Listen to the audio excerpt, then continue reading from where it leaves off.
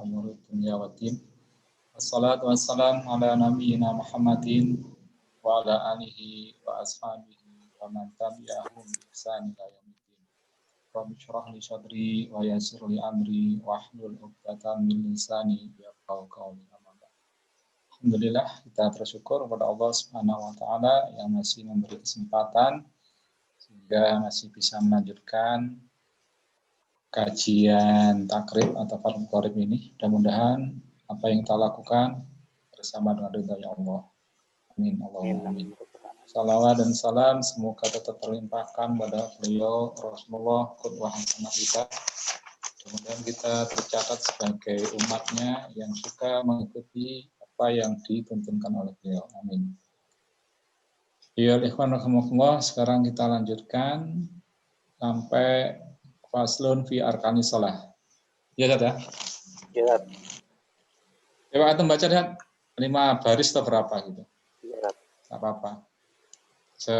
Senyampainya kan gitu ya. Iya. Monggo. Bismillahirrahmanirrahim. Faslun fi arkanis sholati wa taqaddama makna sholati lugatun wa syar'an. Lugatan wa syar'an. Lugatan ya tadi. Nggih. Lugatan wa syar'an.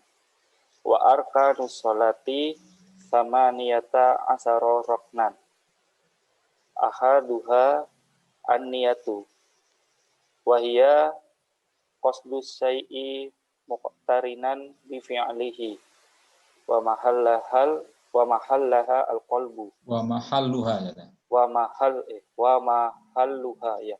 wa mahalluha al-qalbu fa in kanatis sholatu fardon wajaba niyatun fardiyati wa qasdu fi'liha wa ta'yiduha min subhin au bukhrin masalan au kanatis sholatu naflan zata waqtin karotibati au zata sababin kali istisqain wajaba qasdu fi'liha wa ta'yuniha Wa ta'yi. wa ta'yinuha Wa ta'yinihi. wa ta'yinihi rat. Ya, ya. Ini ada alifnya kan? La Ini. di situ. Oh, itu ada alifnya. Iya. Wa ta'yini. Ada alifnya. Iya. Iya, ya. Wa ta'yini. Anda pakai takrib yang yang kuning itu ya. Oh ya. La niyatun nafliyati. Ya. Satu lagi ya. Wasani al-qiyamu ma'al qudrati alaihi. Fa in ajaza anil qiyami qa'ada kaifa sya'a wa qa'muduhu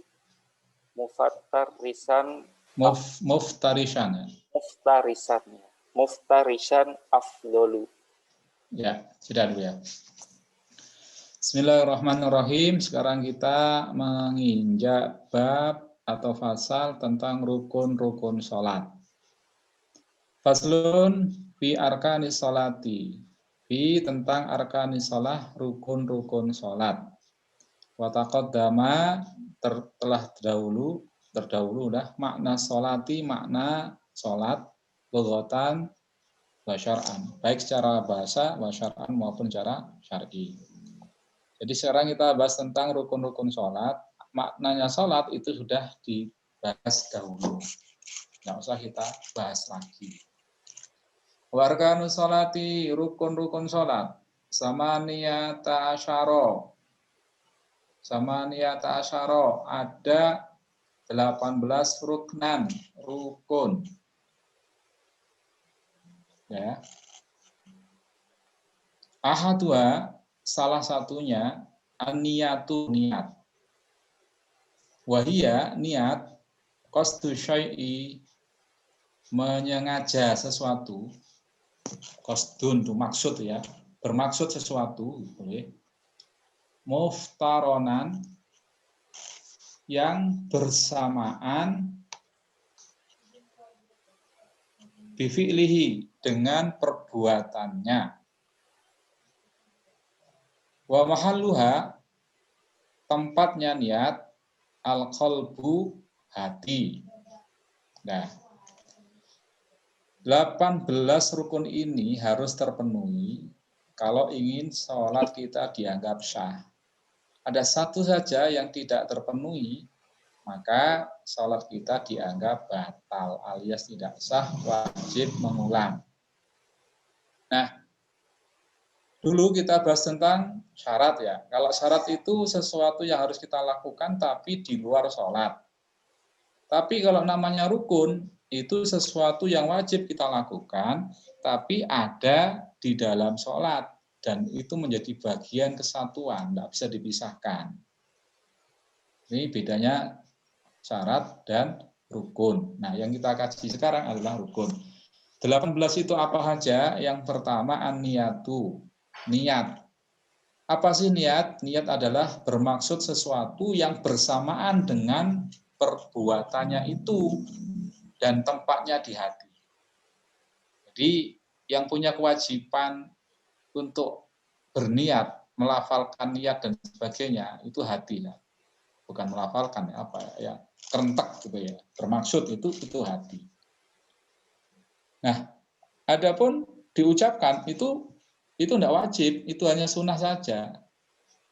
Itu untuk membantu kalau di mazhab Syafi'i ya, itu membantu. Jadi sebelum kita berniat itu sudah lisan kita sudah membaca dulu, melafalkan dulu. Tujuannya apa? Untuk mengingatkan. Oh, ini nanti yang akan kita tuju. Nah, itu ya. Baru setelah Allahu Akbar, baru itu hati kita bermaksud untuk melaksanakan sholat. Ini namanya muktaronan bifi'lihi. Wa in kanati sholat, wa in kanat, fa in jika kanat ada as-sholatu sholat, fardhon, jika sholat fardu, wajib niatul fardiyati, berniat melakukan kefarduan. Wa qasdul fi'liyah, dan bermaksud mengerjakannya. Wa ta'yiniha, dan menentukan jenis sholatnya. Min subhin, apakah min dari subhin subuh atau duhrin atau duhur masalan contohnya. Nah, komponen niat itu harus memenuhi ini. Kalau sholatnya itu sholat wajib yang 5 waktu ya, maka niatnya itu harus ada 3 unsur ini. Yang pertama, niat fardu.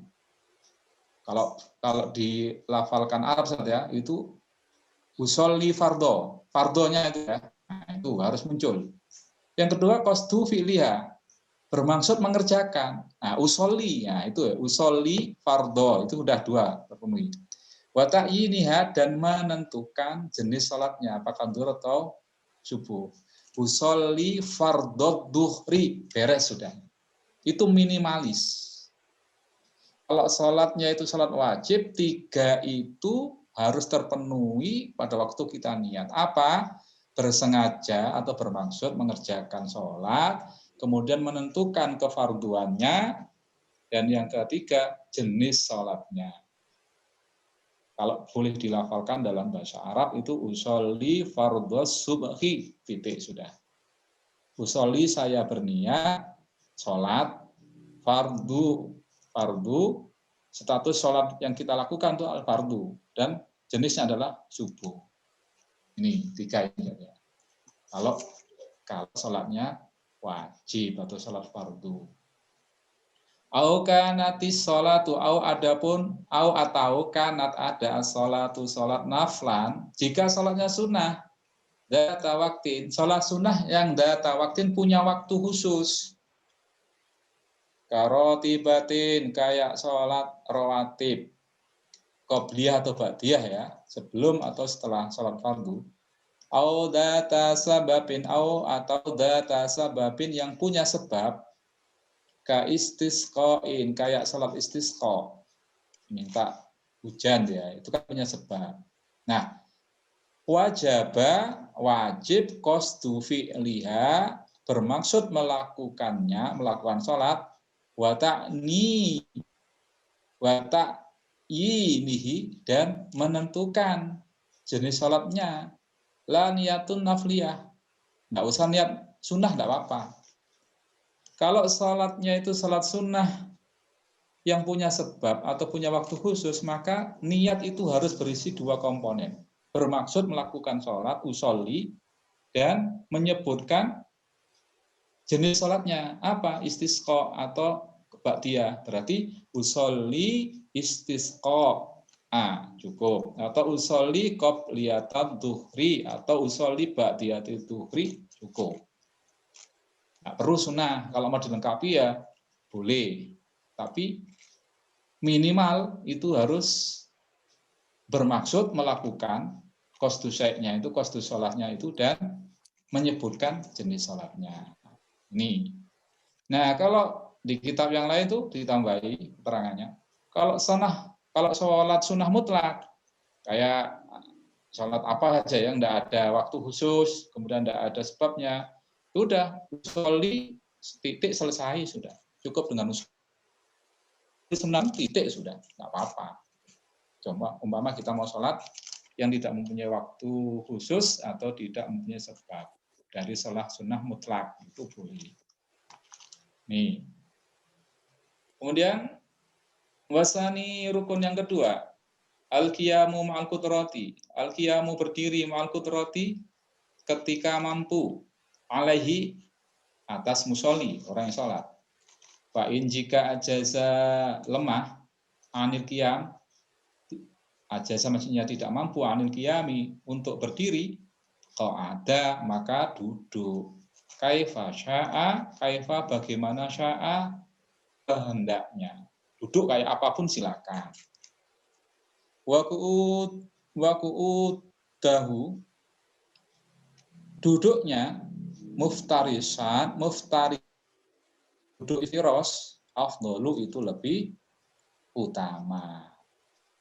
Rukun yang kedua adalah berdiri jika mampu. Kalau tidak mampu, maka dia boleh duduk. Cara duduknya terserah, mau kayak apa silakan.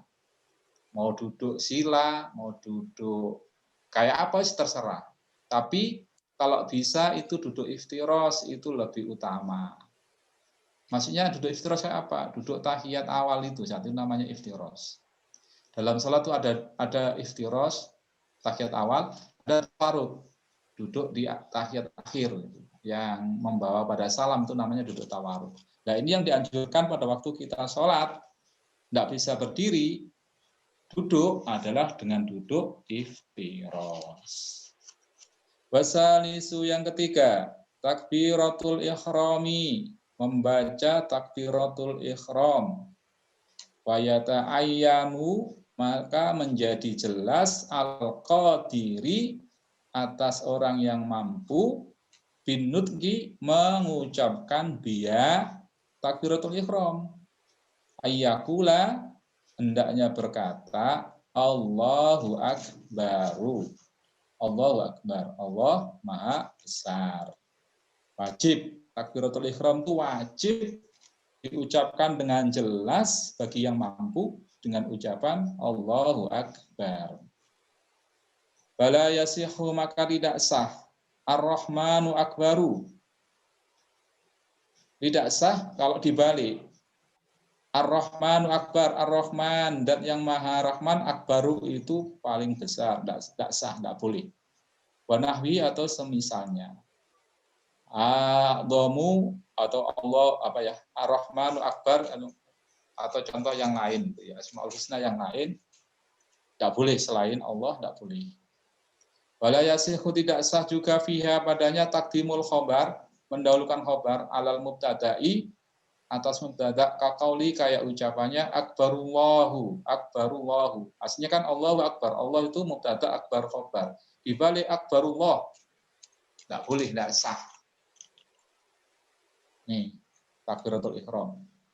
Waman ajaza, waman siapa ajasa yang lemah anin nurki untuk melafalkan, mengucapkan dia takbiratul ihram Allahu Akbar, tidak mampu mengucapkan Allahu Akbar bil arabiyati dengan bahasa Arab, tarojama maka diterjemahkan bi ayyi lughatin dengan bahasa apa saja syaa yang mau. Jadi kalau tidak bisa Allahu Akbar, memang benar-benar tidak sanggup untuk bisa bahasa Arab Allahu Akbar, maka boleh diterjemahkan dengan bahasa apa saja, bahasa Indonesia boleh, Allah Maha Besar, atau bahasa Jawa, Allah itu gede, dan sebagainya, terserah. Asalkan benar-benar tidak mampu, kalau mampu tidak boleh. Wala ya'dilu anha, tidak boleh pindah, atau tidak boleh mengganti anha dari takbiratul ihram tadi itu Allah Akbar ila dzikrin akhor kepada dzikir yang lain. Apa contohnya? Ya mungkin la ilaha illallah langsung mendakep tangannya, tidak boleh untuk membuka sholat, wajib takbiratul ihram. Wajibu wajib qarnun niyati, membersamakan niat atau barengi niat ditakbiri dengan takbir. Nah, ini yang harus hati-hati kita ya. Jadi pada waktu kita takbir Allahu Akbar itu yang 3 komponen tadi saat pada waktu kita sholat fardu ya, wajib. Apa? Niat sholat usolli, kemudian fardhu, subhi itu wajib bersamaan pada waktu kita Allahu Akbar. Nah, jangan sampai kita Allahu Akbar itu pikiran melayang-layang kemana-mana. Kenapa? Karena niat itu menentukan sekali. Karena niat termasuk dari rukun sholat. Kalau niatnya tidak beres, jangan sampai sholat kita tidak sah gara-gara niat kita tidak benar gitu. Nah, di sini di mazhab Syafi'i ini niat itu harus dibersamakan dengan takbiratul ihram. Makanya ulama di sini hanya memberikan batasan 3 aja komponen itu untuk memperingkas gitu ya. Tidak usah sampai lengkap usolli fardhu dhuhri arba rakaatin mustaqbilal qiblati adaan dan sebagainya, tidak perlu. Itu hanya untuk membantu aja sebenarnya diucapkan. Yang penting hati kita tuh kerentek. Jangan sampai kita sholat tapi tidak paham apa yang kita niati itu. Bahasa Arabnya fasih sekali, usolli fardhu subhi dan sebagainya, tapi tidak paham artinya. Jangan sampai. Karena niat itu kan harus dipahami. Itu harus dibersamakan dengan takbiratul ihram. Nah, dia. Wa aman Nawawi, adapun Imam Nawawi fahtaro memilih al-iktifa'u cukup bil muqaranati bersamaan, barengan ya. Al-urfiyah secara huruf, secara kebiasaan. Bihaisu sekiranya ya'udu dianggap urfan kebiasaan, fa'inahu mustahdirun lisholah, itu mustahdirun dianggap telah hadir di sholah, cukup untuk sholat. Nah, kalau Imam Nawawi itu agak longgar, ya hurufnya bagaimana? Mungkin lisan kita Allahu Akbar, hati kita masih mendahului sebentar, atau setelah takbir baru niatnya yang benar, secara huruf itu boleh. Ya, daripada nanti was-was kita ya, sampai ada kan itu jamaah yang sampai Allahu Akbarnya itu diulang-ulang, itu juga ganggu kanan kirinya, karena was-was itu. Nah, monggo kalau mama enggak pas persis Allahu Akbar, maka ya kita ambil yang secara huruf ya berantara dikit-dikit enggak apa-apa, sebelum atau setelah takbiratul ihram kita tata niatnya. Dulu kita latihannya sama Kiai diajari, lafalkan dulu usolli fardhu subhi, enggak usah banyak-banyak, usolli fardhu subhi, udah langsung Allahu Akbar gitu ya. Kalau udah biasa pas kan tambahi usolli fardhu subhi arba rakaatin mustaqbilal qiblati, terus kayak gitu. Itu ya butuh kebiasaan aja. Kemudian warabi'u yang keempat, rukun yang keempat, qiraatul Fatihah, membaca Fatihah. Jam berapa ya? 52. Kurang 8 menit. Enggak apa. Penting istiqomah ya. Qiraatul Fatihati, membaca Fatihah, au badaliha atau penggantinya Fatihah. Liman bagi orang la yahfaz la yahfaduha, yang tidak hafal Fatihah, fardon, sholat fardu kanat ada as-sholah au naflan, fardon fardu kanat ada as-sholatu sholat au naflan atau naflan. Maksudnya kanati sholatu fardon au naflan, ya, di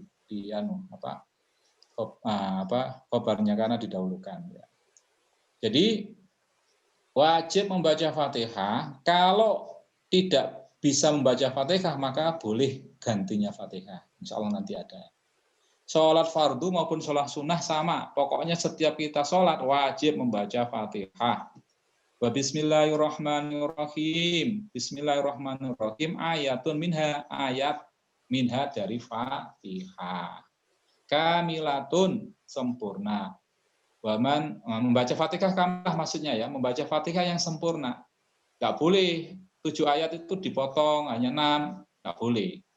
Waman barang siapa askoto menggugurkan minal fatihati dari Fatihah harfan satu huruf au tasdidatan atau tasdid satu tasdid ya au abdala atau mengganti harfan satu huruf minha darinya Fatihah biharfin dengan huruf lain, hak diganti dengan ha atau hak diganti dengan ha, fa dengan kaf yang merubah arti, lam tasihha tidak sah qiraatuhu bacaannya, bacaan Fatihahnya tidak sah, wala sholatuhu juga tidak sah, wala tasihha sholatuhu, sholatnya juga tidak sah. In ta'ammada jika dia sengaja. Wa illa tapi kalau dia tidak sengaja, wajib alaihi wajib alaihi atasnya i'adatul qiraati mengulang Fatihahnya. Ini. Wajibu wajib tartibuha mengurutkan bacaan Fatihah biaya qiraat dengan membaca ayat-ayatnya ala natmiha secara berurutan nadomnya urutannya al-ma'rufi yang sudah dikenal. Wajibu wajib aidon juga muwalatuha berturut-turut susul menyusul biayasila dengan cara menyambungkan ba'du kalimat ya sebagian kalimat Fatihah bi ba'din dengan sebagian lainnya bin ghairi faslin tanpa ada pemisah illa kecuali biqadrit tanafusi hanya sekedar bernafas. Fa in taqallala jika diselingi dzikru dengan zikir baina muwalatiha di antara urutan Fatihah tadi qata'aha maka memutus Fatihah. Illa ayyata'alqa illa kecuali ayyata'alqa yang berhubungan adzikru zikir tadi bimaslahati shalah dengan kemaslahatan salat kata mimin makmumi kayak aminnya makmum fi asna'i fatihatihi di tengah-tengah bacaan Fatihahnya liqiraati imamihi karena bacaan imam fa'innahu maka amin tadi di tengah-tengah Fatihah memutus Fatihah bacaannya makmum ya la yaqta'u itu tidak memutus al-muwalata rangkaian Fatihah. Wa man jahila. Nah, sudah sampai sini dulu. Saya terangkan dulu ya. Ini penting kan ya. Yang keempat, rukun yang keempat adalah baca Fatihah atau pengganti Fatihah jika tidak mampu menghafalkannya. Boleh nanti diganti dengan surat yang lain sepadan dengan 7 surat Al-Fatihah. Asalkan benar-benar mampu. Di desa itu banyak ya, tidak Fatihah tidak bisa tapi Yasin hafal. Kenapa? Karena kebiasaan. Ya, nanti boleh. Kalau dia memang tidak hafal Fatihah, boleh diganti dengan Yasin 7 ayat kan gitu ya. Kemudian Bismillahirrahmanirrahim bagian daripada daripada surat Al-Fatihah wajib dibaca. Kamilatun, waman asqata minal Fatihah harfan au tasdidan au amda harfan minha biharfin lam tasihha. Barang siapa yang bacaan Fatihahnya itu udah benar, tapi kemudian dia mengganti atau menghilangkan satu huruf atau satu tasdid. Contoh Iyaka, itu kan ada tasdidnya saja. Iyaka dibaca Iyaka. Udah, berarti itu merubah makna. Bahaya itu kalau dia paham, udah batal sholatnya. Fatihahnya batal, sholatnya juga batal. Maka hati-hati. seharusnya iyyaka na'budu, maka harus dibaca iyyaka, enggak boleh iyyaka. Mungkin dia sholatnya enggak serius gitu ya, atau sambil melamun gitu ya. Iyyaka na'budu. Hati-hati enggak boleh ya. Termasuk itu ada yang agak lebih detail, iyyaka na'budu wa iyyaka nasta'in. Enggak boleh kanasta'in. Nah, itu dianggap menyambung ya. Itu kan putus. Iyyaka na'budu wa iyyaka nasta'in. Enggak boleh kanas. Nah, maka saya pernah dapat video dari rekamannya Mbah Hasyim Asy'ari itu bacanya iyyaka na'budu wa iyyaka nasta'in, ada jeda dikit gitu ya. Wa iyyaka nasta'in. Enggak boleh iyyaka na'budu wa iyyaka nas. Nah, bisa ditangkap ya Mas Ana ya? Iya, bisa. Ya. Jadi merubah satu huruf atau membuang satu huruf atau mengganti itu sudah merusak Fatihah. Kalau Fatihahnya tidak sah, sholatnya tidak sah. Tapi dengan catatan inta'amada, jika dia sengaja. Wa illa, kalau dia tidak sengaja, mungkin ya melamun dan sebagainya, wajib alaihi i'adatul qiraah, maka dia wajib mengulang bacaan Fatihahnya tadi. Nah, kemudian wajibu tartibuha bi ayaqra'ayatiya an-natmiyah al-ma'ruf. Wajib membaca Al-Fatihah itu secara urut seperti yang ada di mushaf dari bismillah sampai waladhdallin. Itu enggak boleh dibalik-balik meskipun artinya enggak membahayakan, tapi enggak boleh, harus itu. Wajibu aidan muwalatuha bi ayasila ba'du kalimatiyah. Wajib secara simultan, maksudnya gimana, terus-menerus, tidak boleh diputus. Boleh memutus bacaan Fatihah itu saat hanya nafas, tidak kuat, berhenti, nafas, boleh. Tapi kalau diputus, bukan kepentingan nafas, contohnya apa?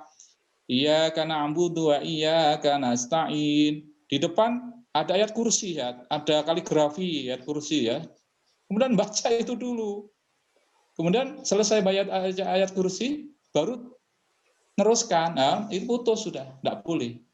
Atau mohon maaf, di depan kita ada orang sholat pakai kaos oblong, biasanya kan ada tulisan macam-macam gitu ya. Nah, kita tengah-tengah baca Fatihah, kemudian baca tulisan di kaos oblong itu sampai selesai. Nah, ini memutus bacaan Fatihah. Maka Fatihahnya dianggap tidak sah, sholatnya pun dianggap tidak sah. Harus hati-hati ya. Min ghairi faslin illa bi qadri tanafus fa in takhalala an dzikru baina muwalatiyah wa ta'aha. Boleh diputus bacaannya itu asalkan dengan zikir yang ada hubungannya dengan sholat. Apa itu? Baca amin. Contoh umpama ya imam baca Fatihah sampai waladhdallin. Makmum kan baca amin. Nah, pada waktu membaca amin itu makmum juga baca Fatihah. Karena dia mungkin ikut pendapat makmum pun harus baca Fatihah gitu ya. Maka ini boleh. Amin. Habis itu baru melanjutkan Fatihahnya. Nah, ini sudah jam 8 ya. Sebelum saya tutup, khusus untuk Fatihah ini, jadi makmum itu boleh membaca, boleh tidak. Nah, sekarang anggap kita tidak membaca ya. Tidak membaca sholat, tidak membaca Fatihah pada waktu sholat bersama imam. Apa yang kita lakukan? Untuk jaga-jaga. Jadi begini, saat imam itu seharusnya pada waktu membaca Fatihah itu jangan keburu, kasih jeda kepada makmum sehingga makmum bisa menirukan. Contoh, Bismillahirrahmanirrahim. Berhenti sebentar, makmum ikuti juga. Bismillahirrahmanirrahim. Alhamdulillahirabbil alamin. Baca juga makmum. Terus kayak gitu. Nah, makmum itu dianggap cukup menirukan bacaan imam tatkala dia mampu itu cukup 3 ayat saja, Sat. Dari Fatihah itu sudah dianggap sempurna.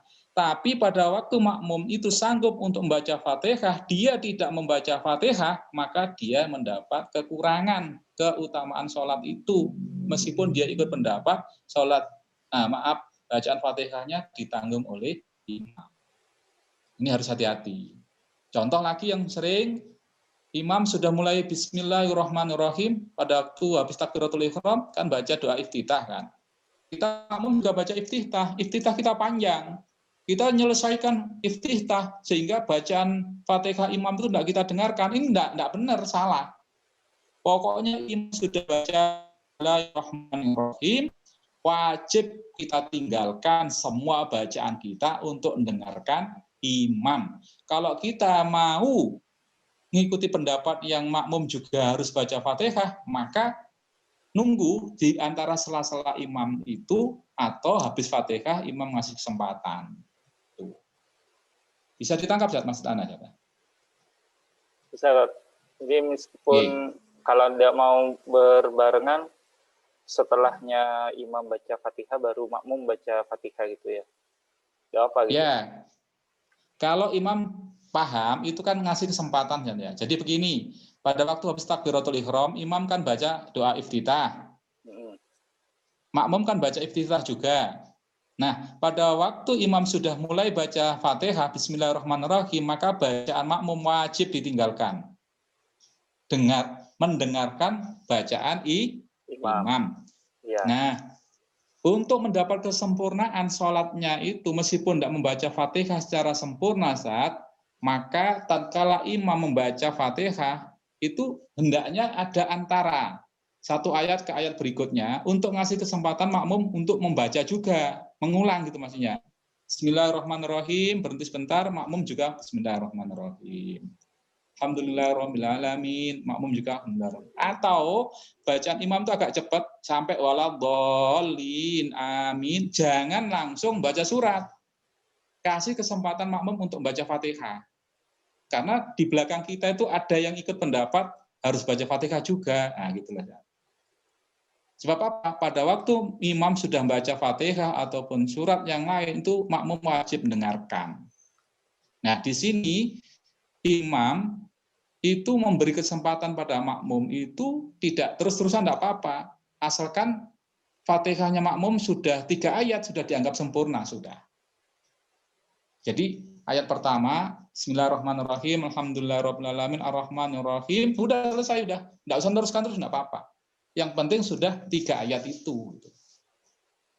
Bisa ditangkap, Zada? Iya, bisa. Oke. Jadi itu yang disampaikan Kiai dulu harus kita sampaikan juga bahwasanya meskipun kita tidak akan membaca Fatihah karena kita ikut pendapat Fatihah kita sudah ditanggung oleh imam semua, tapi kita ingin mendapat kesempurnaan. Jadi la salata liman la yaqra'ul Fatihah itu kan la-nya di situ ada nafiyah, ada la nukson kan. Maknanya adalah nafiyah itu berarti tidak ada sholat kalau tidak baca Fatihah. Nah, ini bagi orang yang sendirian. Dia tidak baca Fatihah, berarti la sholatah, sudah. Tapi bagi yang ikut jamaah itu nukson. Jadi ada kekurangan dalam sholatnya itu. Maka untuk menutupi kekurangan itu, ya bacalah Al-Quran, Al-Fatihah minimal 3 ayat. Loh kok bisa 3 ayat? Ya dikiaskan.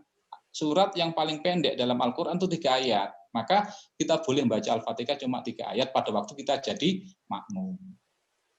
Bukan jadi imam loh, saja. Kalau imamnya sempurna, ini makmumnya. Untuk mendapatkan kesempurnaan sholatnya itu khususnya dalam hal membaca Fatihah. Udah lebih 5 menit ya. Kalau ada yang mau disampaikan, insya Allah pertemuan berikutnya. Iya, kita tutup ya. Mudah-mudahan apa yang kita sampaikan ada manfaat dan barokahnya. Astaghfirullahaladzim, astaghfirullahaladzim, astaghfirullahaladzim. Subhanakallahumma wa bihamdika asyhadu an la ilaha illa anta astaghfiruka wa atubu ilaih. Wa akhiran assalamualaikum warahmatullahi wabarakatuh. Waalaikumsalam warahmatullahi wabarakatuh.